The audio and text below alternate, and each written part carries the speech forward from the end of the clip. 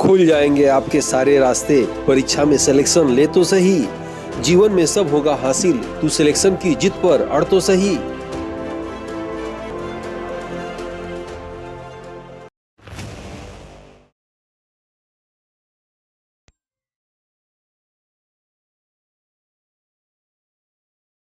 Aditya classes exam गुरु channel में आप सबका स्वागत है। भारत के भूगोल के अंतर्गत आज हम लोग का ये तीसरा चैप्टर है। आप अगर ना देखें उसको देख लीजिएगा या प्ले स्टोर से मांगिएगा, इसको आपको दे दिया जाएगा, इस लिंक से मांगिएगा। तो आइए हम लोग देखा जाए क्या हम लोग पढ़ रहे थे। कल की क्लास में हम लोग पढ़े थे कि उत्तर भारत के पर्वतीय और मैदानी क्षेत्रों के विषय में डिटेल जानकारी जो एग्जाम में आ सकते हैं सब बता दिए गए थे। आज हम लोग की क्लास ये रहेगा प्रादीपी जो है पठारी क्षेत्र से याद रखिएगा, जो खनिज की दृष्टि से सर्वाधिक महत्वपूर्ण होते हैं। यानी प्रादीप क्षेत्र बताया गया था, अगर कोई जमीन का क्षेत्र है, ये जमीन का क्षेत्र है, इसके तीन ओर जल हो, जैसे बंगाल की खाड़ी, हिंद महासागर और अरब सागर, तो इस क्षेत्र को प्रादीपी भारत के नाम से जाना जाता है। खनिज की दृष्टि से बहुत ही महत्वपूर्ण होता है। याद रखिएगा इसका निर्माण जो है विशाल चट्टानों से हुआ है। विशाल चट्टानों से निर्माण होने के कारण काली मृदा अधिक पाई जाती है, याद रखिएगा। और काली मृदा में याद रखिएगा नाइट्रोजन की अधिकता होती है, जिस कारण से यूरिया की भी खपत कम होती है। तो ये प्रादीपी पठार क्षेत्र खनिज की दृष्टि से महत्वपूर्ण होने के नाते आपके एग्जाम के लिए भी महत्वपूर्ण है। अक्सर इससे वन-लाइनर फॉर्म में प्रश्न आते हैं, जिसको आगे हम लोग चर्चा कर रहे हैं। कल उसके बाद की क्लास में हम लोग पढ़ेंगे तटीय मैदान और द्वीप समूह, उसके बाद मरुस्थल पढ़ेंगे, फिर आपके भारत के भौतिक प्रदेश जिसकी संख्या 4 बताई गई थी, इनकी क्लास समाप्त हो गई। ठीक है, तो आइए हम शुरू करते हैं। जो है प्रादीपी क्षेत्र जो है प्रादीपी पठार क्षेत्र जो है, और ये भारत के समान भूगोल का तीसरा चैप्टर है, और आप चाहें तो इसको कंप्लीट देख सकते हैं। ठीक है, ये जो प्रादीपी पठार क्षेत्र जो प्रश्न आते हैं उसको हमने वन लाइनर फॉर्म में कर लिया है। कोई जहां दिक्कत होगी मैं समझा दूंगा। पृथ्वी की ऊबड़ खाबड़, याद रखिएगा पृथ्वी की ऊबड़ खाबड़ वह क्षेत्र जो 500 मीटर से 800 मीटर का जो ऊंचाई में आता हो, उसे प्रादीपी पठार क्षेत्र कहा जाता है। जैसे आपको कल की क्लास में बताया गया था कि जिसकी ऊंचाई 1000 या 1000 से अधिक हो, 1000 मीटर से अधिक हो, वो पहाड़ी क्षेत्र कहलाता है। और पहाड़ी क्षेत्र में जो देखेंगे उसकी चोटी होती है ऐसे, ठीक है, वो पर्वत कहलाता है, सॉरी। और जो 1000 से 800 के बीच में हो वो पहाड़ी क्षेत्र कहलाता है। पहाड़ी क्षेत्र आप देखेंगे तो ऐसे ऐसे दोनों उठेगा और ऐसे चला जाएगा, उसमें चोटी नहीं होगा। ठीक है, ये आप याद रखिएगा। उसके बाद बताया गया था पठार क्षेत्र। पठार क्षेत्र में ऐसे अंडेनुमा आकृति होती है, जिसमें याद रखिएगा 200 से याद रखिएगा 500 के बीच में। ठीक है, 800 से 500 के बीच में आपको क्या देखना है, यहाँ रिपीट करते रहे। 1000 से ऊपर रहेगा तो पर्वत कहलाएगा, जिसमें चोटी होगा। 1000 से याद रखिएगा 800 के बीच में जो होगा, याद रखिएगा वो क्या कहलाएगा, पहाड़ी कहलाएगा, चोटी नहीं होगा। और 800 से लेकर याद रखिएगा 500 के बीच के क्षेत्र को याद रखिएगा पठारी क्षेत्र कहा जाता है। पठारी क्षेत्र ऐसे होता है। जैसे पूछा जाए कि स्थलाकृत के अनुसार जो है अंडों का राज्य किसे कहा जाता है, तो जम्मू कश्मीर का। क्योंकि जम्मू कश्मीर में ऐसे जो क्षेत्र होता है ना, वहां जब बर्फ पड़ता है तो अंडा दिखता है। वैसे खाने वाला जो अंडा होता है सबसे अधिक जो है कौन सा, आंध्र प्रदेश में। ठीक है, आइए हम लोग यहाँ चर्चा करते हैं कि भारत के पठारी क्षेत्र का भाग गोंडवाना क्षेत्र है। ठीक है, भारत के पठारी क्षेत्र का भाग कौन सा क्षेत्र है, गोंडवाना क्षेत्र है, जिसकी संरचना त्रिभुजाकार है। तीनों पॉइंट देखिएगा आप, यानी पठारी क्षेत्र एक तो गोंडवाना क्षेत्र है और आकार त्रिभुजाकार है। 500 से 800 मीटर के क्षेत्र को याद रखिएगा प्रादीपी पठारी क्षेत्र के नाम से जाना जाता है। कल चित्र के माध्यम से इसको डिटेल बताए थे। पठारी क्षेत्रों को भारत में 5 भागों में बांटा गया है, जिसकी हम लोग पूरी क्लास लेंगे। पहला किसे बांटा गया है, दक्कन का पठार क्षेत्र, दूसरा दक्षिण भारत के पर्वतीय क्षेत्र, तीसरा केंद्रीय पठारी क्षेत्र, चौथा उत्तर पूर्वी पठार क्षेत्र और पांचवा पूर्वी पठारी क्षेत्र, जिनका क्रम से हम लोग अध्ययन करने जा रहे हैं। आप इस चित्र के माध्यम से देख सकते हैं। अन्य भी छोटे छोटे पठार हैं जिनकी चर्चा हम लोग कर रहे हैं। बुंदेलखंड का पठार आप देख रहे होंगे, बघेलखंड का पठार, शिलांग पठार, छोटा नागपुर का पठार याद रखिएगा, कोयले का सबसे अधिक भंडार है झारखंड में है। दंडकारण्य का पठार याद रखिएगा, यहाँ से नर्मदा नदी निकलती है, सोन नदी निकलती है। सोन नदी बिहार को चली जाती है पटना में, और नर्मदा नदी खम्बाती खाड़ी में चली जाती है। ठीक है, तेलंगाना का पठार की बात करेंगे, कर्नाटक के पठार, दक्कन का पठार और जो है मालवा का पठार। ठीक है, तो आइए हम शुरू करते हैं।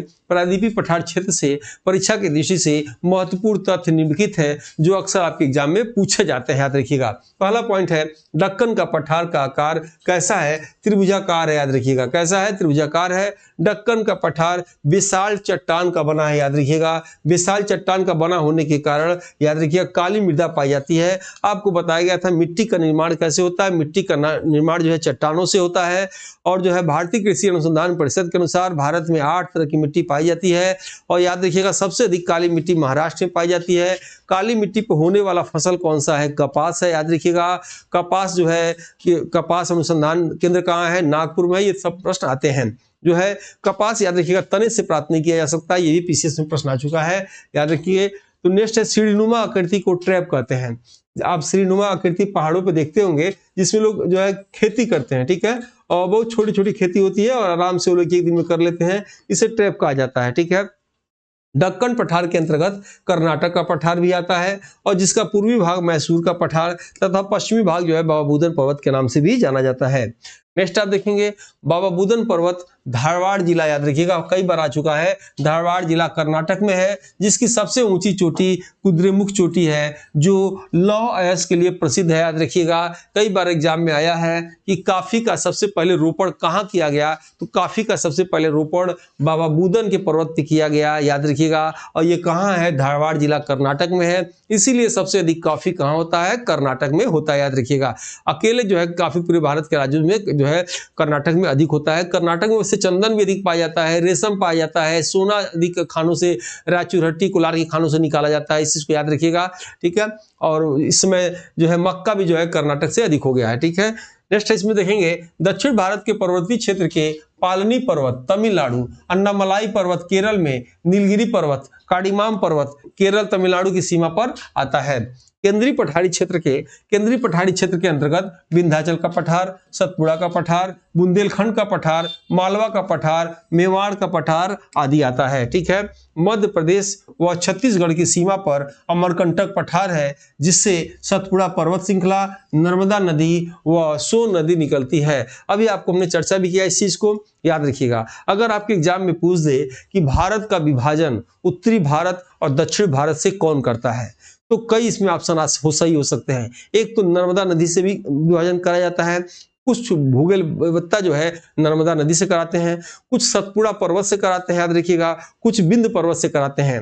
यानी तीनों के विषय में आपको जानना है। विंध्य पर्वत भी जो है गुजरात तक जाती है, उत्तर भारत को दक्षिण भारत से अलग करती है, नर्मदा नदी भी करती है और सतपुड़ा पहाड़ी भी करते हैं। आप जानते होंगे सतपुड़ा की पहाड़ी कहाँ है, मध्य प्रदेश में है, याद रखिएगा। और पंचमढ़ी आप जानते होंगे, धूपगढ़ चोटी जो है महादेव पर्वत की सबसे ऊंची चोटी है, पंचमढ़ी महादेव पर्वत पे ही है। नेक्स्ट आप देखेंगे इसमें से विंध्याचल पर्वत क्षेत्र जो है बिहार से गुजरात तक जाता है, इसलिए दो भागों में अलग करता है इसको। और जो है अमरकंटक पठार याद रखिएगा, इससे सतपुड़ा पर्वत निकलता है और नर्मदा नदी सोन नदी कहाँ चली जाती है, पटना में चली जाती है और जाके गंगा में मिल जाती है और वहाँ एक संगम बनाती है, ठीक है। और नर्मदा नदी खम्मात की खाड़ी में चली जाती है। आप सुने होंगे मेधा पाटेकर के विषय में, जिन्होंने सरदार सरोवर जो है बांध पे जो बन रहा था उस पर जो है नर्मदा बचाओ आंदोलन चलाया था, याद रखिएगा। इसी नदी पे जो है सरदार सरोवर बांध बन रहा था, ठीक है। आइए नेक्स्ट पेज पे हम लोग आते हैं। और अभी तक आप वीडियो को लाइक सब्सक्राइब न किए हो, हाइप न किए हो, तो आप सबसे रिक्वेस्ट है आप सबको हाइप करना चाहिए। और आपके मोबाइल में अगर आ रहा हो अपडेटेड है तो हाइप बटन दबाना चाहिए। जो लोग टेस्ट नहीं लिए हैं टेस्ट ले सकते हैं, 2000 रुपये टेस्ट है, लेकिन अभी 999 में दिया जा रहा है। 1 वर्ष तक इसकी वैलिडिटी रहेगी, 1 वर्ष तक आपको 9 से 11 प्रतिदिन टेस्ट मिलते रहेंगे, जानकारी बढ़ती रहेगी। Video classes, theory classes, e PDF, solver paper, practice set complete package आपको जो मिल जाएगा। एलटी ग्रेड, जीआईसी प्रवक्ता, जीडीसी के साथ साथ किसी भी जीएस पेपर की आप तैयारी कर रहे हो तो आपको ये टेस्ट लेना चाहिए। आपके एग्जाम में स्कोर निश्चित ही बढ़ाएगा, इसीलिए इसका नाम रखा गया टक्कर बैच। आप चाहें तो इसे प्ले स्टोर से आदित्य क्लासेस एग्जाम गुरु डाउनलोड कर सकते हैं, या इस नंबर पर फास्ट टेस्ट लिखेंगे तो आपको टीम द्वारा लिंक इसकी भेज दी जाएगी। अन्य जानकारी भी इस नंबर पर आप ले सकते हैं। और ये पुस्तक है 50% डिस्काउंट प्लस जो है डिलीवरी चार्ज फ्री है। ये बहुत ही सस्ती पुस्तक है, आपको ले लेना चाहिए। जीएस के 1 लाइनर फॉर्म में सभी कंटेंट महत्वपूर्ण दे दिए गए हैं। 2025 का है, दूसरा एडिशन है, गलतियों के चांस नहीं के बराबर है, याद रखिएगा। इस किताब को मैंने लिखा और जो है पूरे बिखरे हुए महत्वपूर्ण प्रश्न जो होते हैं उसको एक जगह कलेक्शन करके मैंने लिख दिया है। आपके असिस्टेंट प्रोफेसर से लेके एलटी किसी भी एग्जाम में ये काम आ सकता है। अगर आप जीएस की तैयारी करना चाहते हैं खासतौर पर टीचिंग लाइन में तो भी ये बुक ले सकते हैं, ठीक है। और या तो एग्जाम सीधी से ले सकते हैं, अमेजन से, फ्लिपकार्ट कहीं से ले सकते हैं, ये हमारी वेबसाइट है यहाँ से भी ले सकते हैं। अब स्टॉक इसका समाप्त हो गया, याद रखिएगा। जिनको लेना ले लीजिएगा, डिस्काउंट पे भी मिल रहा है। नेक्स्ट इसमें से देखिएगा, जो लोग नए हैं तो नए हैं, इस पे आ जाइए। पर डे फ्री में टेस्ट होता है टेलीग्राम ग्रुप पे। सभी परीक्षाओं संबंधी सूचनाएं और वीडियो की लिंक इन दोनों पे भेज दी जाती है। आइए क्लास शुरू करते हैं हम लोग आगे। इसमें से विंध्याचल की बात कर रहे थे तो आपको बताया था विंध्याचल को पर्वत को भारत का विभाजक कहा जाता है। भारत का विभाजक क्यों कहा जाता है? क्योंकि यह उत्तर भारत को दक्षिण भारत में बांटता है, याद रखिएगा। नेक्स्ट है, विंध्याचल पर्वतीय क्षेत्र में भवन निर्माण सामग्री के लिए प्रसिद्ध है। अब भवन निर्माण सामग्री क्या होता है भाई? जैसे सीमेंट बनता है, कंक्रीट पत्थर, बालू, संगमरमर, जितने भी भवन निर्माण में जो सामान लगते हैं, याद रखिएगा, वो विंध्याचल पर्वत क्षेत्र जो है इसके लिए प्रसिद्ध है, एग्जाम में आ चुका है। ठीक है, आप सीमेंट की फैक्ट्रियां भी देखेंगे तो इसी क्षेत्र में है, आप मैक्सिमम फैक्ट्रियां। ठीक है, सतपुड़ा पर्वत याद रखिएगा, सतपुड़ा पर्वत जो है अमरकंटक से छत्तीसगढ़, मध्य प्रदेश और जो है गुजरात तक फैला हुआ है, ये भी याद रखिएगा। छत्तीसगढ़ में कौन सा पर्वत बताए थे? मैकाल पर्वत याद रखिएगा। मध्य प्रदेश में कौन सा है? महादेव पर्वत। सबसे ऊंची चोटी धूपगढ़ चोटी, पंचमढ़ी भी यहीं पे है। और गुजरात में राजपीपला पर्वत है, याद रखिएगा। छत्तीसगढ़ के मैकाल पर्वत से अमरकंटक नदी निकलती है, और अमरकंटक याद रखिएगा, छत्तीसगढ़ के मैकाल पर्वत से ही अमरकंटक नदी निकलती है। महादेव पर्वत इंपॉर्टेंट है, महादेव पर्वत की चोटी का नाम धूपगढ़ चोटी है, जो 1350 मीटर है, जो मध्य प्रदेश की सबसे ऊंची चोटी है, इंपॉर्टेंट है, एग्जाम में आ चुका है। मालवा का पठार मध्य प्रदेश और राजस्थान के अंतर्गत आता है। महादेव पहाड़ी मध्य प्रदेश में है, जिस पर प्रसिद्ध पर्यटक स्थल पंचमढ़ी स्थित है, जो जैव मंडल आरक्षित क्षेत्र में से एक है। बहुत इंपॉर्टेंट एक प्रश्न मैं बता रहा हूं आपको, अभी करंट एक न्यूज है, आप जान भी रहे होंगे कि भारत में जैव मंडल आरक्षित क्षेत्र की संख्या कितनी है? 18 है। उस 18 में से यूनेस्को ने 12 स्थानों को अपने विश्व धरोहर सूची में शामिल किया था, लेकिन अभी क्या किया, एक और स्थान को विश्व धरोहर सूची में शामिल कर दिया। उस स्थान का नाम क्या है? याद रखिएगा, कोल्ड डिजर्ट याद रखिएगा। शीत मरुस्थल कहाँ है? हिमाचल प्रदेश में। यानी प्रश्न क्या आएगा? प्रश्न आएगा कि भारत में 18 जैव मंडल आरक्षित क्षेत्र में से कितने क्षेत्र को यूनेस्को ने अपने विश्व धरोहर सूची में शामिल किया? तो याद रखिएगा 13 को जो है अपने सूची में शामिल कर दिया। पूछा जाएगा कि 13वां कौन सा है, तो याद रखिएगा शीत मरुस्थल कहाँ है? हिमाचल प्रदेश में है। ये आपके लिए महत्वपूर्ण है। ठीक है, और यूनेस्को के प्रमुख कौन है? आंद्रे अजोले हैं वर्तमान में। और नेक्स्ट आइए इसमें से हम लोग देखते हैं, मालवा पठार सबसे महत्वपूर्ण नदी चंबल नदी, याद रखिएगा। मालवा पठार की सबसे महत्वपूर्ण नदी चंबल नदी, जो राजस्थान, मध्य प्रदेश, उत्तर प्रदेश और उत्तर प्रदेश में सिर्फ एक जिला इटावा जिला में चंबल नदी यमुना नदी से मिल जाती है। यहाँ लिखा भी हुआ है उत्तर प्रदेश के केवल इटावा जिले में बहती है, याद रखिएगा, महत्वपूर्ण है। चंबल नदी इटावा में आकर यमुना नदी में मिल जाती है। चंबल नदी पर राजस्थान में राणा सांगा बांध, जवाहर सागर बांध है, तथा मध्य प्रदेश में चंबल नदी पर गांधी सागर बांध है। यह भी पूछा हुआ है, याद रखिएगा। पूछेगा राजस्थान में चंबल नदी पे, याद रखिएगा, एक तो याद रखिएगा चंबल नदी कहाँ का बहती है, तो राजस्थान, मध्य प्रदेश, उत्तर प्रदेश। ठीक है, तो राजस्थान में बताइए कौन कौन सा बांध है, तो राणा सांगर बांध और जवाहर बांध है। प्रश्न आ जाएगा कि मध्य प्रदेश में कौन सा बांध है चंबल नदी पर, तो गांधी सागर बांध है। उत्तर प्रदेश में कौन सा बांध है, तो कोई बात नहीं है, क्योंकि सीधे आके यमुना में, इटावा में मिल जाती है। ठीक है, नेक्स्ट आप देखेंगे मालवा के पठार में बंजर भूमि की मात्रा अधिक पाई जाती है, क्योंकि पठारी क्षेत्र होने के कारण यहाँ मृदा अपरदन की प्रक्रिया अधिक होती है। याद रखिएगा, बंजर भूमि को भौगोलिक भाषा में उत्कात भूमि, बीहड़ भूमि के नाम से भी जाना जाता है। सामान्य भाषा में डाकुओं की भूमि के नाम से भी जाना जाता है। बीहड़, आप देखेंगे बीहड़ क्षेत्र क्या होता है, जहां डाकू छुपे होते हैं, यानी जहां डाकू छुपे होते हैं उसको बंजर भूमि, उत्कात भूमि, बीहड़ भूमि के नाम से भी जाना जाता है। अब तो डाकू नहीं रह गए, अब जो है। नेक्स्ट देखेंगे बुंदेलखंड के पठार उत्तर प्रदेश व मध्य प्रदेश के अंतर्गत, याद रखिएगा, बुंदेलखंड का पठार आता है। नेक्स्ट आप देखेंगे बुंदेलखंड के पठार के अंतर्गत आने वाले जिले झांसी, ललितपुर, जौनपुर, 3 जिला झांसी मंडल और 4 जिला चित्रकूट मंडल, जैसे महोबा, बांदा, हमीरपुर, चित्रकूट, यानी 4 जिला चित्रकूट मंडल में के अंतर्गत आते हैं। अर्थात जो है बुंदेलखंड के अंतर्गत कुल 7 जिले आते हैं, याद रखिएगा। प्रश्न आ सकता है बुंदेलखंड में कितने जिले, तो 7 जिले, इनका नाम देख लीजिएगा। कितने मंडल, 2 मंडल, झांसी और चित्रकूट, याद रखिएगा। बुंदेलखंड के पठार से 2 प्रमुख नदियां केन नदी और बेतवा नदी निकलती हैं, इंपॉर्टेंट है। पूछा जाएगा माता टीला बांध, याद रखिएगा, किस पे है, तो माता टीला बांध जो है बेतवा नदी पे है। आप यहाँ देखेंगे झांसी जिला उत्तर प्रदेश के अंतर्गत माता टीला बांध बेतवा नदी पे है, याद रखिएगा। अब ललितपुर में पड़ता है, कहाँ पड़ता है, ललितपुर में पड़ता है। ठीक है, कर लीजिएगा इसको। भारत का 90% कोयला गोंडवाना चट्टानों से प्राप्त होता है। खनिज संसाधनों का पठार मालवा के पठार को कहा जाता है। पूर्वी पठार के अंतर्गत छोटा नागपुर का पठार, दंडकारण्य का पठार आता है। लौह अयस्क तथा अभ्रक का लगभग 60% भाग छोटा नागपुर के पठार में पाया जाता है। नेक्स्ट आप देखेंगे पारसनाथ छोटा नागपुर के पठार की सबसे ऊंची चोटी, याद रखिएगा। एक तो नागपुर है, नागपुर कहाँ है? महाराष्ट्र है, यानी महाराष्ट्र की बंबई के बाद दूसरी राजधानी जो है नागपुर है। और छोटा नागपुर कहाँ है? झारखंड में है। यहाँ कंफ्यूजन मत पालिएगा, छोटा नागपुर का पठार झारखंड में है, जो कोयले का भंडार है, याद रखिएगा। कोयले का भंडार सबसे अधिक कहाँ है? छोटा नागपुर के पठार में, ठीक है। कोयला बनने की अवस्था क्या कहलाती है? पीट कोयला कहलाती है, याद रखिएगा। याद रहे, यहाँ लिखा भी हुआ है नागपुर महाराष्ट्र में है, जो महाराष्ट्र की मुंबई के बाद दूसरी राजधानी है, लेकिन छोटा नागपुर का पठार कहाँ है? झारखंड में है। यूरेनियम की खान कहाँ है? यादुगोड़ा की खान है, यूरेनियम की खान, ये कहाँ है? झारखंड में है, याद रखिएगा, ठीक है। आपके एग्जाम में पूछेगा पूरे विश्व में और भारत में सबसे अधिक अभ्रक कहाँ होता है? तो सबसे अधिक अभ्रक याद रखिएगा झारखंड में होता है, ठीक है। नेक्स्ट आप देखेंगे, छोटा नागपुर के पठार के अंतर्गत राजमहल क्षेत्र, हजारीबाग क्षेत्र तथा रांची का पठार होता है। कर्क रेखा पर याद रखिएगा, कर्क रेखा किस शहर से होकर गुजरती है? तो रांची से गुजरती है, इसीलिए रांची में गर्मी अधिक पड़ता है, वहां के लोग याद रखिएगा थोड़े सांवले होते हैं। भारत का खनिज हृदय, भारत का खनिज हृदय छोटा नागपुर के पठार को कहा जाता है। नेक्स्ट आप देखेंगे, भारत का रूर नदी, भारत का रूर नदी किसे कहते हैं भाई? रूर नदी है कहाँ? रूर नदी जर्मनी में है, याद रखिएगा।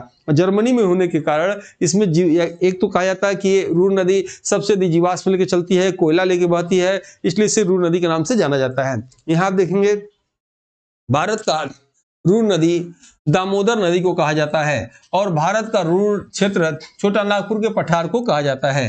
रूर नदी जर्मनी देश में है। दंडकारण्य का पठार छत्तीसगढ़, मध्य प्रदेश, उड़ीसा, तेलंगाना, महाराष्ट्र आदि राज्यों में फैला हुआ है। चित्रकूट जलप्रपात छत्तीसगढ़ व उड़ीसा सीमा पर स्थित है। इंद्रावती नदी छत्तीसगढ़ व चित्रकूट जलप्रपात है। इंद्रावती नदी छत्तीसगढ़ में भी दंडकारण्य के पठार का हिस्सा है।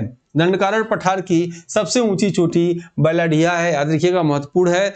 और जो लोग वीडियो को याद रखिएगा, अगर आप में हाइप बटन आता हो तो हाइप जरूर दबाइएगा, और जो है अपडेटेड मोबाइल नहीं होगा तो कोई बात नहीं, वरना लाइक सब्सक्राइब शेयर जरूर करिएगा। ये क्लास सीरीज निःशुल्क आपको चैप्टर वाइज सीरियल वाइज चल रहा है, आप पूरा देख लेंगे तो पूरा भूगोल का कॉन्सेप्ट, भारत का जियोग्राफी याद रखिएगा, वर्ल्ड जियोग्राफी का कॉन्सेप्ट क्लियर हो जाएगा। मैक्सिमम क्वेश्चन जो है आपको मेरे क्लास से ही फंसेंगे, देखिएगा। नेक्स्ट आप देखेंगे, दरकारण क्षेत्र में लौह अयस्क की मात्रा अधिक होती है। जयंती पहाड़ियां, खासी पहाड़ियां, गारो पहाड़ी याद रखिएगा पूर्वी पठार क्षेत्र के अंतर्गत मेघालय राज्य में आती हैं। क्या प्रश्न आएगा आपके एग्जाम में? आपके एग्जाम में आएगा कि सबसे अधिक झूमी कृषि करने वाली, याद रखिएगा, गारो खासी जनजाति कहाँ की है? तो मेघालय की है। किस पर्वत में निवास है? तो गारो खासी, याद रखिएगा, खासी पहाड़ी पर। पूछेगा कि याद रखिएगा सबसे अधिक वर्षा वाला स्थान महसिन राम किस पर्वत पे है? तो खासी पहाड़ी पे है। और जयंती पहाड़ी सीधे पूछा हुआ किस राज्य में है? तो मेघालय राज्य में, याद रखिएगा। भारत का सर्वाधिक वर्षा वाला क्षेत्र महसिन राम, याद रखिएगा, खासी पहाड़ी मेघालय में है। भारत का सबसे कम वर्षा वाला क्षेत्र लेह कहाँ है? लद्दाख राज्य में है। और लद्दाख राज्य में वर्तमान में कितने जिले हैं? तो 7 जिले हैं, याद रखिएगा। मेघालय राज्य की सबसे ऊंची चोटी नुकरेक चोटी है, जो खासी पहाड़ी मेघालय में स्थित है, ठीक है। इसी के साथ जो है, जो लोग नया है बाद में आए हैं, ये टेस्ट को ले लीजिए, आपके स्कोर को बढ़ाएगा। 2000 रेट है, लेकिन 999 में भी दिया जा रहा है। 1 वर्ष तक वैलिडिटी है, 1 वर्ष तक आपको 9 से 11 जो है पर डे टेस्ट मिलेगा। वीडियो क्लास से, थियरी क्लास से, सॉल्व पेपर, वीकली टेस्ट आपको इससे मिलता रहेगा। टक्कर बैच नाम है इसका, आप चाहे तो प्ले स्टोर से इसे डाउनलोड कर सकते हैं, या इस नंबर पे आप देख रहे होंगे, इस नंबर पे आप टेस्ट लिखेंगे तो आपको लिंक भेज दी जाएगी। और ये 50% डिस्काउंट के साथ, याद रखिएगा, अब ये ऑफर चल रहा है, डिस्काउंट के साथ प्लस डिलीवरी चार्ज फ्री है। ये बुक आप ले सकते हैं। ये तो आपको शायद न मिले, स्टॉक इससे कम हो गया है। ये 2025 का है, दूसरा एडिशन है, गलती के चांस नहीं के बराबर है। कोई भी अगर आप टीचिंग लाइन का जीएस की तैयारी कर रहे होंगे, असिस्टेंट प्रोफेसर से लेके कोई भी छोटा एग्जाम होगा, उसमें सब में काम आएगा, क्योंकि बिखरे हुए चुनिंदा महत्वपूर्ण तथ्यों को एक जगह संगठित कर दिया गया है मेरे द्वारा। तो इस पुस्तक को आप चाहें तो अमेजन से मंगा सकते हैं, फ्लिपकार्ट से, या examsiddhi.com हमारी पर्सनल वेबसाइट है, इससे भी मंगा सकते हैं, ठीक है। तो आप सबने इतने देर तक मेरे क्लास को देखा, इसके लिए आप सबको बहुत बहुत धन्यवाद। मिलते हैं नेक्स्ट वीडियो में, तब तक के लिए जय हिंद, जय भारत।